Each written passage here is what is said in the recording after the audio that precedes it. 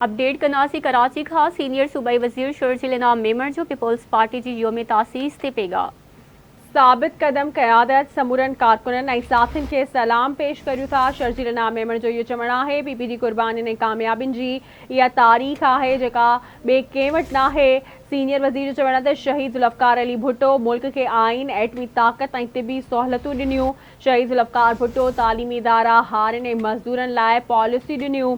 शहीद बीबी के दौर में पाकिस्तान के पहिरीं विमेन पुलिस स्टेशन ऐं बुनियादी तालीम ॾिनी वई। सदर Asif Ali Zardari Benazir income support programme ॾिनो।